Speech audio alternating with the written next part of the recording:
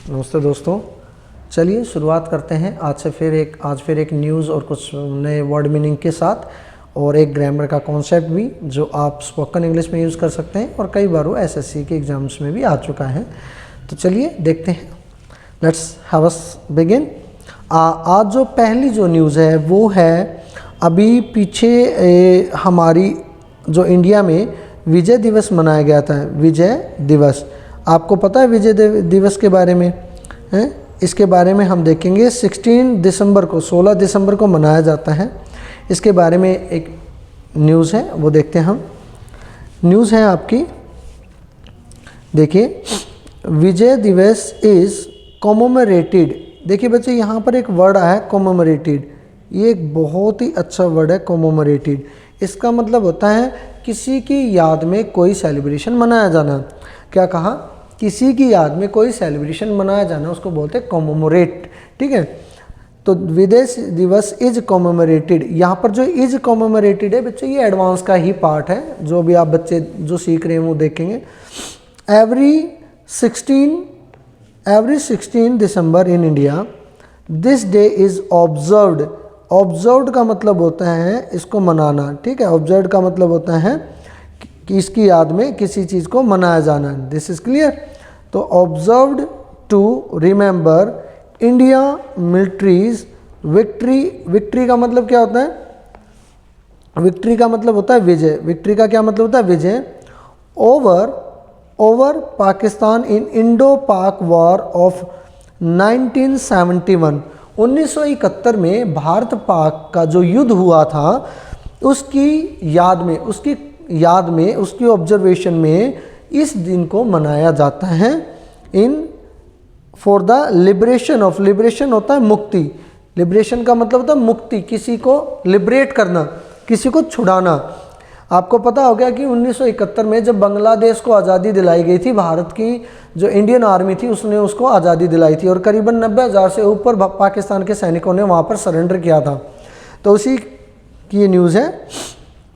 तो Bangladesh from Pakistan, liberation अभी बताना, लिबरेशन फ्रॉम बांग्लादेश, लिबरेशन ये आपने देखा होगा, liberation of Bangladesh from Pakistan, कि पाकिस्तान से बांग्लादेश को मुक्त कराया गया था। The result of this war was that the Pakistan, और ये उस पाकिस्तान के साथ उस युद्ध का रिजल्ट था। ओके, आर्मी हैड यूनिलेटरली का मतलब होता है बेटा बिना किसी शर्त के, मतलब कि बिना किसी शर्त के एक तरफा, मतलब कि यूनिलेटरली का मतलब होता है एक तरफा, मतलब एक सीधे एक तरफा जीत थी हमारी वो। तो यूनिलेटरली का मतलब होता है एक तरफा। एंड अनकंडीशनली, और बिना किसी कंडीशन के और एक तरफा ही हमारी जीत थी, जिसमें जब पाकिस्तान आर्मी हैड यूनिलेटरली एक साथ and unconditionally surrendered and east Pakistan become Bangladesh, उन्होंने सरेंडर किया और जो है ईस्ट पाकिस्तान जो है आज वो बांग्लादेश के नाम से जाना जाता है। This is clear. तो आगे देखते हैं। On this day in 1971 the chief of the Pakistan forces, कि 1971 में इस दिन जो chief of Pakistani forces, Pakistan के चीफ जो थे general Amir Abdullah Khan Niazi, general Amir Abdullah Khan Niazi, ये भी एक इम्पोर्टेंट चीज़ है कि जो 1971 में जो सरेंडर करने वाले पाकिस्तान जनरल थे उनका नाम क्या है? तो उनका नाम था Amir Abdullah Khan Niazi. Along with 9300 troops का मतलब फिर ये आ गया, ट्रूप्स मतलब सेना। हैड सरेंडर्ड का मतलब उन्होंने आत्मसमर्पण किया था। They surrendered before the Indian army. बेटा ये बिफोर जो वर्ड होता है इसको याद कर लीजिए। बिफोर का मतलब होता है के सामने, before the Indian army and मुक्ति बहनी। ठीक है, ये नाम था उसका, मुक्ति बहनी। ठीक है, led by the journal. Led by का मतलब होता है लेड बाय का मतलब होता है किसी का संचालन करना। Led by the general Jagjit Singh Arora, ये इंडिया के जनरल थे उस टाइम पे, जगजीत सिंह अरोरा, जिन्होंने पाकिस्तान के जो जनरल थे अमीर अब्दुल्ला खान नियाजी के साथ जो समझौता हुआ था जो बांग्लादेश का, वो Singh Arora of Indian in Dhaka, जो ढाका के अंदर इंडिया की तरफ से थे। This day and event is commemorated so in Bangladesh as Bijoy Divas, कि इस दिन को बांग्लादेश में मनाया जाता है बिजोय दिवस। ये वहाँ की भाषा है, बिजोय दिवस, दिवसो, बिजोय दिवसो, ऐसे बताएं आमी तुमा के भाली बाशो, ऐसे उनकी एक लैंग्वेज है, Bijoy Dibosh. This is clear. Of the soldiers, the anniversary of Vijay Diwas is observed across India by paying tributes to the martyrs of, ये बिना martyrs जो होता है ना, इसका मतलब होता है शहीद। who laid down का मतलब होता है बच्चे अपनी जान को निछावर करना, शहीद होना, their lives for the nation, कि देश के लिए उन्होंने अपनी जान दी थी। the Indian Minister of Defense and heads of the all three wings मतलब सेनाएं of Indian Armed Forces pay homage होता है बच्चे, एक बहुत अच्छा वर्ड है, इसको भी अंडरलाइन में कर रहा हूँ। होमेज का मतलब होता है श्रद्धांजलि देना। होमेज इन न्यू दिल्ली, वो न्यू दिल्ली में श्रद्धांजलि देते हैं। And in the national military memorial, अभी जो दिल्ली का मिलिट्री मेमोरियल बना है आपने देखा होगा, वहाँ पर श्रद्धांजलि देते हैं। This is clear. बेंगलोर ठीक है, आगे देखते हैं। बेंगलोर में बना है, वहाँ पर Amar Jawan Jyoti at India Gate was constructed in 1971। जो आपने इंडिया गेट जो देखा है, इंडिया गेट जो है ना 1971 में बना था, उन शहीदों की याद में जिन्होंने अपने आप को होमेज किया था, अपने आप को निछावर किया था। To the commemorate the heroism of Madras, शहीद मतलब उनके अपने कहने का मतलब उनका हीरोइज्म मतलब होता है आपका वीरता, उनकी वीरता के लिए। ये हीरोइज्म भी बहुत अच्छा वर्ड है, उनकी वीरता के लिए। तो दिस इज़ क्लियर। ये एक छोटी सी न्यूज़ थी आपने देखी, इसमें चलिए इनके वर्ड्स देख लेते हैं। तो पहला जो वर्ड है आपका वो है कॉमेमोरेट, याद और याद करना। कॉमेमोरेट मनाना भी होता है, याद में मनाना। ऑब्जर्व होता है मनाना, ठीक है। लिबरेशन होता है आज़ादी, ठीक है। यूनिलैटरल का मतलब होता है एक तरफा, ठीक है। सरेंडर होता है आत्मसमर्पण करना। ट्रूप्स होता है सैन्य दल, जो सेनाएं होती हैं वो। ट्रिब्यूट्स होता है बेटा श्रद्धांजलि। मैत्र होता है बेटा शहीद, ठीक है। होमेज होता है श्रद्धांजलि, ट्रिब्यूट्स की याद में, और होमेज होता है अपनी श्रद्धांजलि। और हीरोइज्म मतलब होता है वीरता। तो ये न्यूज़ आप प्लीज़ बच्चे इसको याद करें। देखिए मैं आपसे कई बार कहता हूँ कि प्लीज़ इन वर्ड्स को मजाक ना लीजिए। अभी मैं आज एक ऐसा इंसिडेंस हुआ, एक बच्ची मेरे पास अभी एस्टेट का एक पेपर था, वो मेरे पास लेके आई। उसमें मैंने एक वर्ड कराया था, वो उसमें आया हुआ था। तो वो वर्ड मैंने अभी जब लॉकडाउन हुआ तो मैंने उनकी ऑनलाइन जूम पर क्लास ली थी, तब मैंने वो पढ़ाया था। और उस बच्ची ने वो गलत कर रखा था, तो मैंने उसको बताया भी कि बच्चे देखो याद करो, वो मैंने उस दिन कराया था।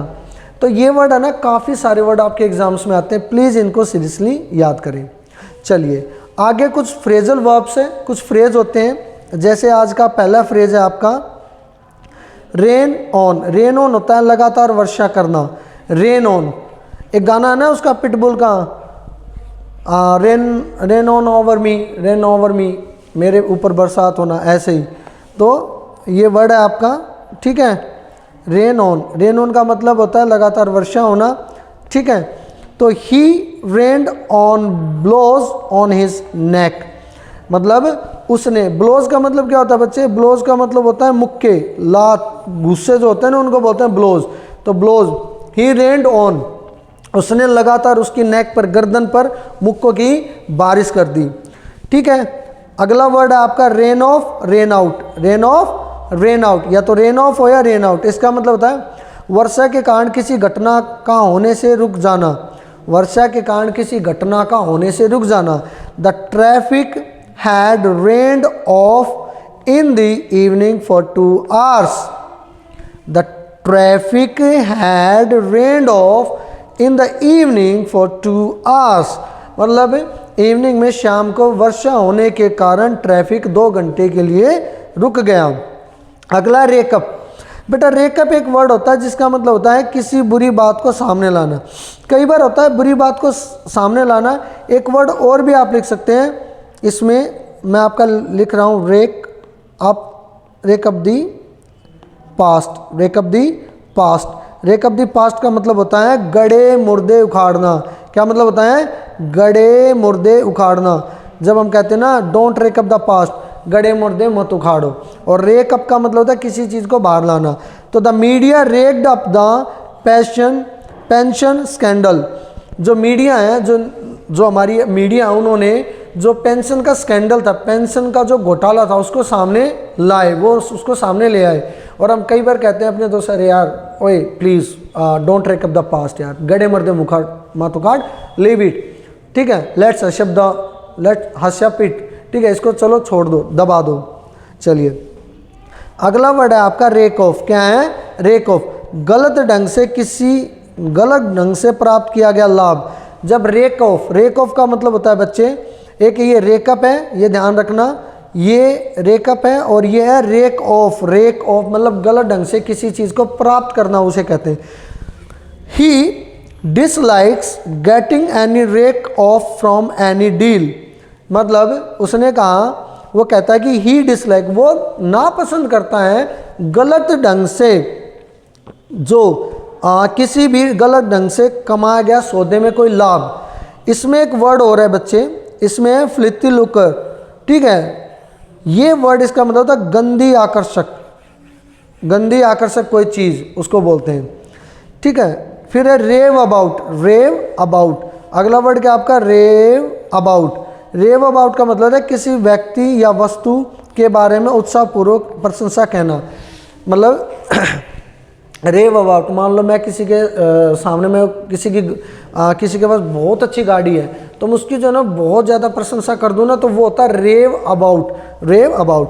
तो मैंने कहा साउथ इंडियन गेस्ट, जो दक्षिण भारतीय जो थे, जो हमारे मेहमान थे, रेव्ड अबाउट द पंजाबी फूड। उन्होंने हमारे पंजाबी फूड की बहुत ज़्यादा प्रशंसा की। This is clear. फिर आपका साल्ट डाउन। देखिए बच्चे, ये वर्ड आपके लिए बहुत ज़्यादा ज़रूरी है एसएससी के पर्पज़ से, एग्जामिनेशन के पर्पज़ से। Salt down. साल्ट डाउन का मतलब होता है he salted down vegetables for 3 months। ऐसा नहीं है कि उसने जो है ना कि सब्जियों को नमक के अंदर डाल दिया, नहीं। उसका मतलब है साल्ट डाउन का मतलब होता है किसी चीज़ को प्रिजर्व करना, किसी चीज़ को सुरक्षित करना। तो he salted down vegetables for 3 months। उसने 3 महीने के लिए वेजिटेबल्स को सुरक्षित कर दिया। ऐसा नहीं उसने नमक डाल दिया उसके अंदर सब्जियों में, नहीं, किसी चीज़ को सुरक्षित। जैसे जो मम्मी जो होती है ना, मम्मी, अरे मम्मी अपनी मम्मी नहीं, वो मम्मी बनाते हैं जो क्या नाम है आपका पिरामिड जो होते हैं उनके अंदर जो रखी जाती है मम्मी, वो कह रहा हूँ, कभी मम्मी कह दो। तो मम्मीज़ को प्रिजर्व जो करते हैं उसको बोलते हैं साल्ट डाउन। ठीक है, चलिए आगे देखते हैं। कुछ कन्फ्यूज़न वर्ड्स होते हैं बेटा, कुछ ऐसे वर्ड्स होते हैं जो कन्फ्यूज़न करते हैं। उनकी जो प्रोनाउंसिएशन होते हैं बिल्कुल सेम होती है। तो वो देखते हैं। जो सबसे पहला वर्ड है आपका वो है सीज। क्या वर्ड आपका? सीज। ये देखिए, ये पहला वर्ड आपका सीज। ठीक है, मैं एक बार कलर चेंज कर लेता हूँ, जस्ट ए मिनट। ये लो, पहला वर्ड आपका सीज। ठीक है, सीज मतलब होता है रुकना।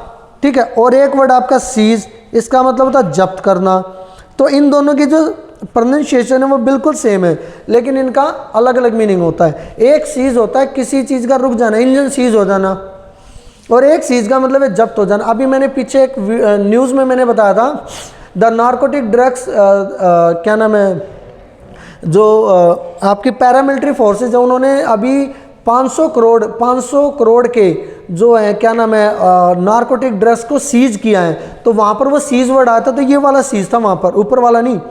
तो ऊपर वाले का मतलब है the engine seize during journey, जो इंजन है वो जर्नी के दौरान, यात्रा के दौरान रुक गया।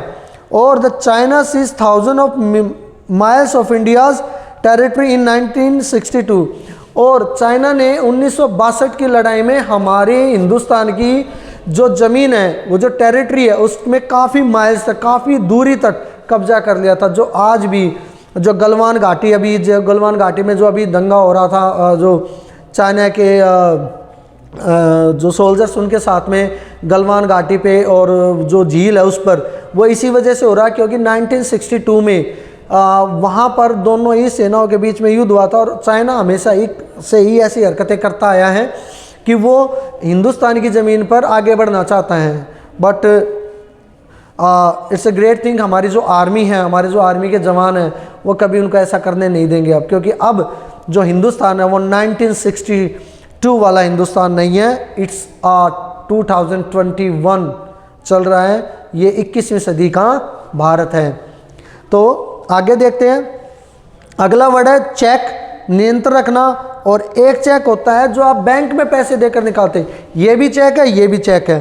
तो he checks his body through exercise, checks का मतलब ये है कि वो अपनी बॉडी को पूरी तरह से नियंत्रित कंट्रोल में रखता है एक्सरसाइज करते दौरान, कसरत करने के माध्यम। He checks his body through exercise, कहते हैं ना कि यार वो पूरा मेंटेन करके रखता है, प्रॉपर तरीके से एक्सरसाइज करता है। और ये cheque, he wrote a cheque in favour me, in favour, देखो बच्चे इसको आप ये पूरा बल्कि ना अंडरलाइन कर लीजिए। आप बहुत बार बोलते हैं कि उसने मेरे पक्ष में एक चेक दिया, उसने मेरे पक्ष में एक चेक लिखा। अरे भाई क्या तुम मुझे एक चेक दे सकते हो? तो can you favour me a cheque. अगला जो वर्ड है वो कास्ट, और ये भी कास्ट है। इन दो, एक कास्ट का मतलब होता है जाति और एक कास्ट का मतलब होता है फेंकना। और ठीक है, तो he cast his votes according to caste, he cast his vote, he cast his vote according to caste. Cast का मतलब यहाँ पर है जाति, और इस कास्ट का मतलब उसने वोट डालना। यहाँ पर वोट डालना वर्ड भी है, और इसी देखो आप ये ध्यान से देखें, मैं आपको एक बार फिर से दिखा रहा हूँ। ये कास्ट और ये वाला कास्ट, इन दोनों की, ये वाला कास्ट और ये वाला कास्ट, इन दोनों की स्पेलिंग में कोई फ़र्क नहीं है, कोई भी डिफरेंस नहीं है। तो कास्ट का मतलब क्या होता है? आपका यहाँ पर फेंकना। और कास्ट का एक मतलब भी और होता है, वोट डालना। He cast his vote according to caste. और यहाँ पर कास्ट है, he cast utensils outside the house. और कई बार जैसे होता है ना, मम्मी उठा कर फेंक के मार देती है, तो my mother cast utensils to my side, ठीक है, मेरी तरफ फेंका। चलिए आगे देखते हैं। आगे वर्ड है चीप, और इसका ये भी मतलब है चीप, ठीक है, ये भी चीप है, ये भी चीप है। ये गुणवत्ता के हिसाब से चीप, खराब चीज़ें। और ये चीप होता है चहचाना, पक्षी चहचाते हैं ना, तो चप। इसका एक वर्ड और भी होता है, मैं आपके लिए लिख देता हूँ, चप। चप माने भी चहचाना होता है, चीप माने भी चहचाना होता है, ठीक है। तो cheap books poison for our mind. Cheap मतलब होती है घटिया गुणवत्ता, जो गंदी किताबें होती हैं वो हमारे माइंड के लिए जहर होती हैं, जिसमें गलत कोई किसी चीज़ की इंटेंशन दिखा रखी होती है, गलत चीज़ें लिखी होती हैं, वो हमारे माइंड के लिए पॉइजन, जहर का काम करती हैं। और ये चीप है आपका चहचाना। द बर्ड्स वर चर्पिंग, जो पक्षी हैं वो चहचा रहे थे। अगला वर्ड आपका कोस्ट, और ये भी एक कोस्ट। एक कोस्ट का मतलब होता है समुद्र का तट, और एक कोस्ट का मतलब होता है कीमत। COAST, ये तो हो गया कोस्ट, समुद्र का तट, और ये COST कोस्ट हो गया कीमत। कोस्ट गार्ड सुना आपने? कोस्ट गार्ड, जो कोस्ट गार्ड होते हैं, जो तटीय रक्षक जिसे कहते हैं हम, उनको बोलते हैं कोस्ट गार्ड के। भाई मैंने कहा कोस्ट गार्ड की वैकेंसीज निकली हुई है वो। और ये कोस्ट होता है कीमत। हिज हट, हट मतलब झोपड़ी। हिज हट इज सिचुएटेड। इस वर्ड को अंडरलाइन कर लीजिए बच्चे। सिचुएटेड, ये एक बहुत अच्छा वर्ड है आपका। सिचुएटेड एक अच्छा वर्ड है, इसका मतलब होता है स्थित होना। मैंने कहा भी where is your house is situated, where is your house is situated, तो आप ये कहेंगे my house is situated on the coast. मेरा जो घर है वो समुद्र तट के वहाँ पर स्थित है, ठीक है। तो अगला वर्ड जो था ये coast, the cost of this book is ₹500। इस किताब की जो कीमत है, जो कॉस्ट है वो है 500 रुपये। अगला वर्ड है कैटल, एक है केटल। कैटल और कैटल, एक कैटल होता है ये पशु, ही टेंड्स द कैटल।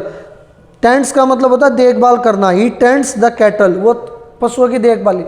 ये जो कैटल वर्ड बेटा ये प्लूरल वर्ड होता है, ठीक है, इसका सिंगुलर नहीं होता कोई, ये सिंगुलर नहीं होता, ये प्लूरल वर्ड होता है cattle.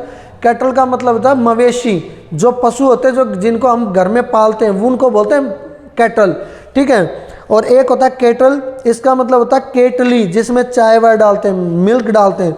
Milk was boiling in a kettle, ठीक है, milk was boiling in a kettle, दूध में केटली उबल रहा था। तो ये आपके वर्ड से एक बार फिर देखते हैं। सीज रुकना, ठीक है, सीज माने रुकना, ओके। और इस सीज माने आपका जब्त कर लेना, चेक माने नियंत्रण रखना, इस माने आप पैसे निकालने वाला चेक, कास्ट माने जाति, ठीक है, इस कास्ट माने फेंकना,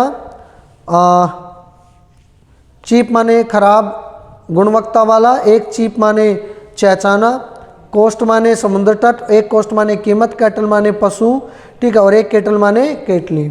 दिस इज क्लियर। अब आते हैं जो मैंने आपको बोला था कि एक बार अभी ग्रामर का रूल पढ़ते हैं। ग्रामर का एक रूल है, आपका जो वर्ड है वो वर्ड है आपका इन नो वे। इन नो वे इसका मतलब होता है किसी भी तरीके या ढंग से नहीं। बोलेगा इन नो वे यार, इन नो वे मतलब यार बिल्कुल इस किसी भी तरीके से वो ये काम नहीं कर सकता। In no way can he do this, in no way can he pass the exam, कि वो किसी भी तरीके से पास कर ले, इन नो वे, ठीक है।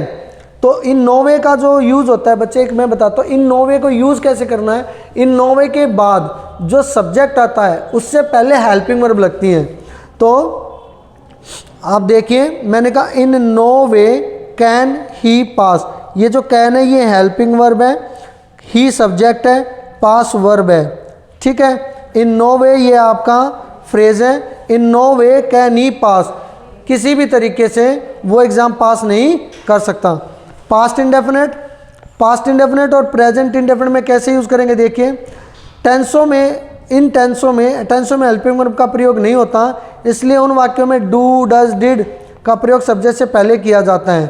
क्या होता है प्रेजेंट इंडेफिनेट और पास्ट इंडेफिनेट में जो हेल्पिंग वर्ब होती है वो एफर्मेटिव सेंटेंसेज में नहीं आती, इसी लेकिन उनके लिए डू डज डिड का हम यूज़ करके ऐसे करते हैं। जैसे ही आपका वर्ड है in no way does he smoke, ये आपकी हेल्पिंग वर्ब है, ये सब्जेक्ट है, ये मेन वर्ब है, ठीक है। इन नो वे डिड ये हेल्पिंग वर्ब है, ये आपका सब्जेक्ट है, ये आपकी मेन वर्ब है, ये आपका ऑब्जेक्ट है। In no way did he help you, उसने किसी भी तरीके से मेरी मदद नहीं की। In no way did he help me, उसने मेरी किसी भी तरीके से हेल्प नहीं की। In no way does he smoke, in no way किसी भी धूम्रपान नहीं करता है। This is clear. तो ये आपका यूज़ था इन नो वे का। This is clear. तो आई होप आपको बहुत अच्छा लगा होगा, ठीक है।